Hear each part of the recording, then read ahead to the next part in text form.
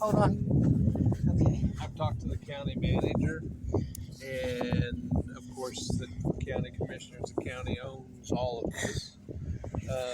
They want a date. They want a time frame of When everything's going to be done, and I don't know. okay. I don't. It takes time to gather up money. Right now, from what I understand, we have for sure the 900. How much more we got, I don't know. And I'm not going to know until I talk to Pastor Steve. And he's at Foursquare. How do you get to around to the churches? Do you drive your trailer to the churches? How do you get to Yes. the churches? So it's not hooked onto your trailer. No. And that's the whole reason why this all started, is because I disconnected the truck and the trailer. That's the only reason. Because when we were first here, and whenever I first started going around to the churches to try to get help to get the transmission rebuilt and stuff, I had the truck and trailer connected. And nobody had a problem with it until they started driving past your Saddle Club people, and they were looking and they saw that the stand was down, and they saw that the truck was disconnected from the trailer. That's when that Jamie girl turned around and called the police and told them that I was squatting, and I wasn't. Yeah, no. And stuff. But that's what started this whole mess. And the only thing, I mean, I can reconnect it. No, that's not. And stuff, but I mean, that's not it. It's the fact that I'm not sure the exact date it came on. Not last week, but the week before, and that's when I hauled the dirt. And I mean, this is winter's coming. You need to have a permanent place. It is supposed to be a little nicer weather, but I don't know how long that's going to last. And of course, we want the best for you and your horses. And right. dog. And that's the reason why I backed the trailer in there, was so that if any bad weather did come, like rain or anything like that, because the blankets are somewhat waterproof. They're several years old. I can use the trailer as shelter. So do you live in South Dakota? Where's your home? Where are you trying to get to? Okay, that's a long story. Okay, and basically what happened was in 2023, we were in Woodward, Oklahoma, and I can show you Eagle's leg. Oh, no. And stuff, but he was attacked and mauled. He was 4 months away from turning 2.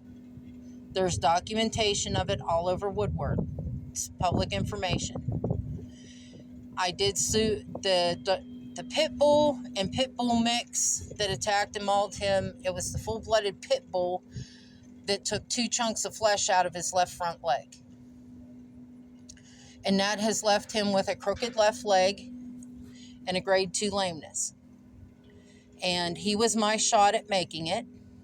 And ever since that dog attacked him and took him out of any type of racing, riding, showing, etc., we literally, point blank, we have been homeless.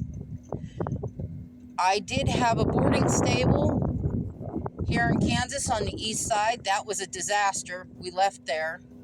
That place left me, ended up getting kicked in the hand and in the head because of their son's antics. But in 2024, that's all we did was bounce around Oklahoma waiting for a court case. And I had to drive from New Mexico, from my friend's place, to Oklahoma just to file my own court case. And I'm like, we had a boarding facility not far from here. I was supposed to be able to have that for 6 months. 4 months in, the guy says, get out. I lost $200 out of that deal. I am not selling, trading, surrendering, giving away my horses, and they're not free to a good home. They're my horses. I fight for them. I take care of them. It's not our fault somebody left their pit bull and pit bull mix loose and they attacked and mauled him. It's not, this is none of this is our fault. It can all go right back to Woodward and that dog owner. He's the one that left his pit bull run loose. Has the court case come to final? I mean, is it? Yes. The court case was done and over with last year, and I was awarded money out of it. And every 6 months, I have to garnish that guy's wages, and he's a job hopper.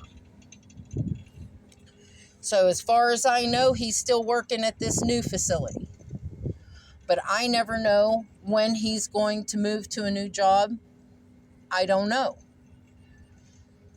And I just went through around with the courthouse and the facility where this guy works.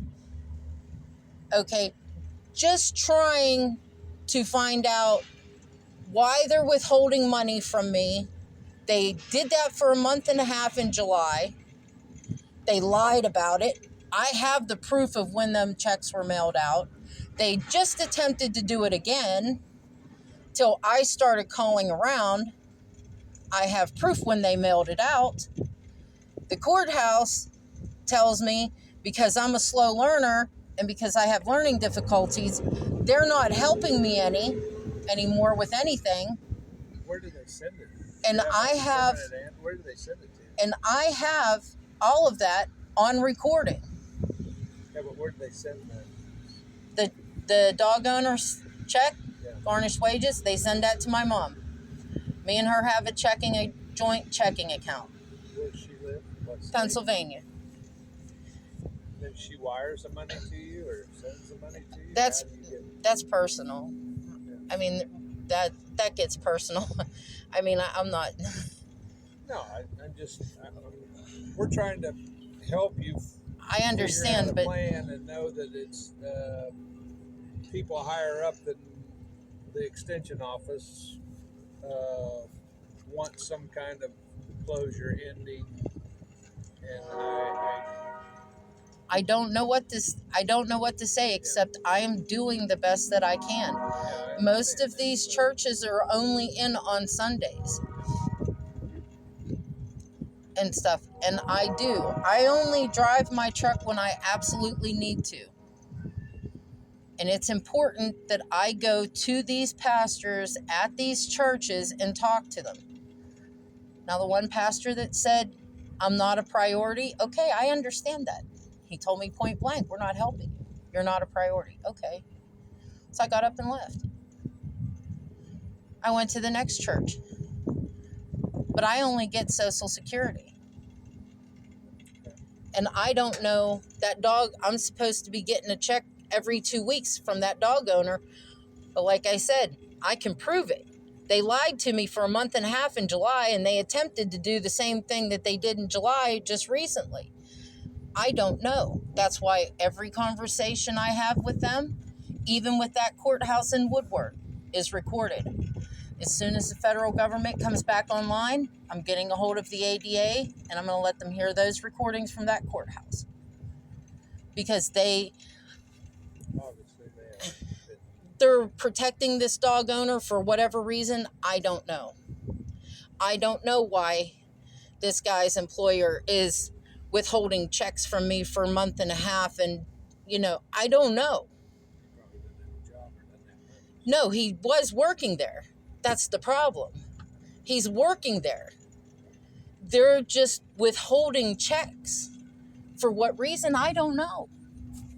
I don't know. The only thing I can tell people is if you think, feel, or believe that you cannot afford to drive through, to go around Oklahoma, trust me, you can't afford to go through it. Nobody can afford to go through that state. It is so corrupt. Like you have no idea. And stuff. Yeah, But that's, I guess we'll have phone call or a meeting or something, and we'll I mean- see what the next step is to either help you out or. Well, see, the thing here is, and I showed the police when they were here and stuff, this thing does leak transmission oil like crazy. I have the video of whenever we first got here, what the transmission was doing and stuff. I mean, I have that. So, I mean, if you want to know how much money we've gotten gathered up, No, I mean, it's, well, that's a big irrelevant. part of it. Yeah, that's irrelevant to us. We want to know. Well, you can't, I don't know. Yeah, we need to. I'm like, Have, usually it takes 2 weeks to get to a mechanic shop, and then you have to drop your truck off, and then they get to it when they get to it to test it out, and by that time it's 2 to 3 weeks away. So I don't know, but Pastor Steve over there at the church, I literally tell all of the churches, all of them, he's the one that's holding the money. Because I don't want that stuff in my truck. That puts me, my dog, and my horses at risk. If somebody knows there's cash in that truck, they can come, they can kill me or attempt to, and do whatever they want with my animals just to get at that cash. It's a safety aspect. It's just safety. we're a safe community. It's one of the safest communities. Yeah.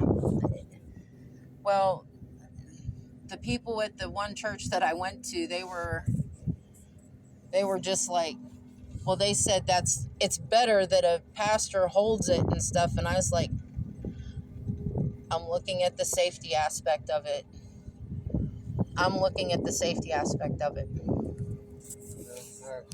I'll get over.